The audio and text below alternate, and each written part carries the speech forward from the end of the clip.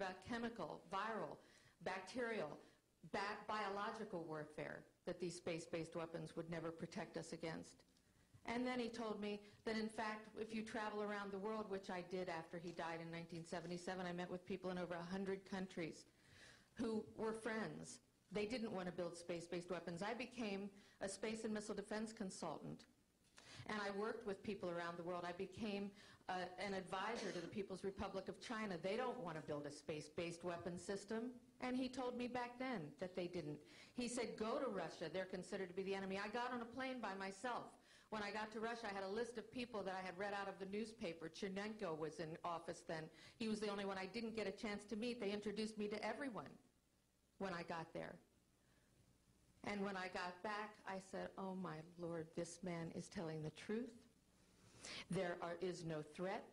And I've been waiting until this day for 27 years, and I'm expecting the spin to happen, because he also explained to me that as a military strategist, as a person who worked on the MX missile, which I did later, he said, you will find that there is going to be a spin to find some enemy against whom we have to build space-based weapons. And now we should expect the spin, because he said part of the formula for the intelligence community is if they might have a weapon, then we have to consider that they do have these weapons. So now they do have these weapons, so now we have to build these weapon systems. And that's the formula, except that it's all based on a lie. And we have witnesses here today that have shown you that these extraterrestrial beings, that these craft that have come here are now not UFOs, they're identified flying objects, and we know that they have beings in them. And we have witnesses here who have told you that they can shut down our missile silos, they can stop a rocket going into space that's a test.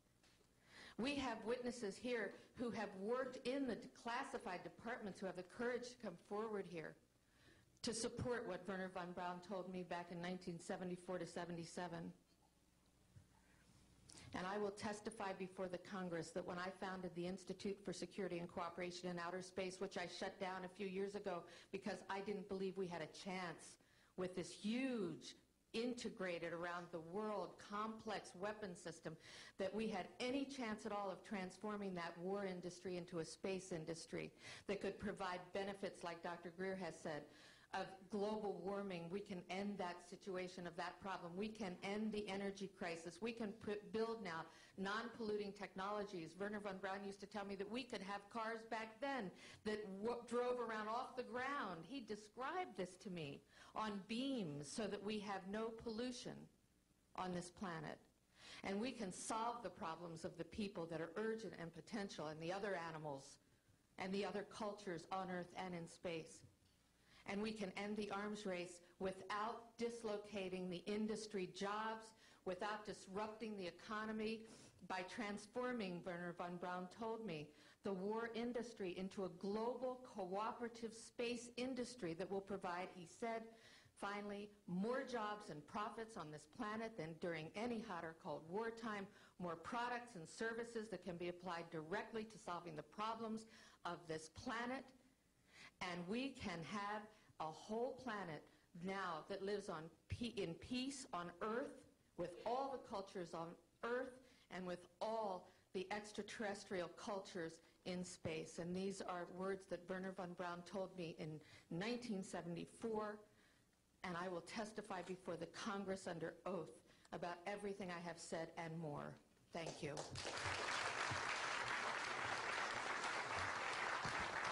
Thank you very much. I'd like to thank each of the witnesses and for your patience. We're running about 50 minutes late, and I do apologize for that. I want to emphasize that all of these witnesses each could speak for probably anywhere from 2 to 5 hours about what they have witnessed. We were trying to give you a snapshot. We have another 400 of these witnesses. I have carried this burden for 8 years. I'm now giving it to you, the American people and the people of the world, to take it forward. What I'd like to do now is open the audience for questions from the media. You may address them to me or to an individual witness as you deem appropriate. Yes, ma'am.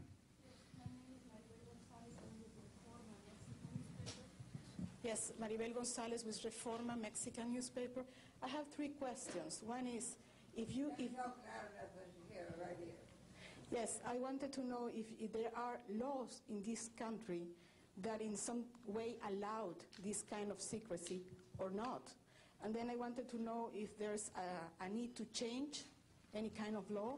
And the next one I wanted to ask you, if you may, is who is profiting from this secrecy that maintains in secret the solution to the energy crisis? I mean, well, let me get to those, okay, quickly, because we are short on time. First of all, I think initially there was an appropriate national security apparatus in place in the 40s during the Truman and also Eisenhower years. By the late Eisenhower years, we have a testimony from Brigadier General Stephen Lubkin, still a practicing attorney, that by the late Eisenhower years that he had lost control of these projects primarily because of the compartmentalization into the military-industrial complex. Operative word industrial.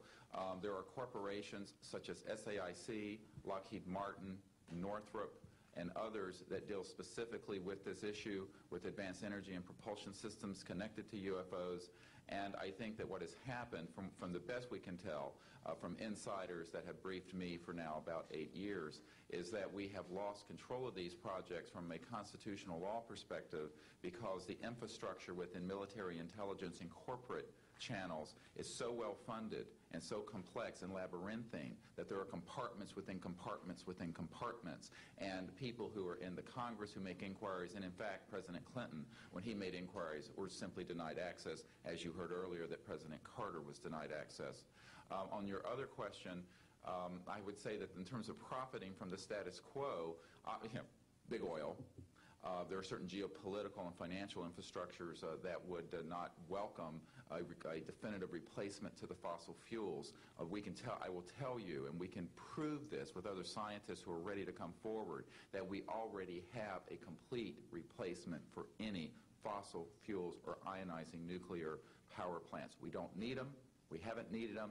Probably have not needed them since the time I was born. Now, of course, this is a major issue. You're talking a multi-trillion-dollar global infrastructure change. And so this does hit the alarm bells at the National Security Council economics area. However, what is more serious to the national security?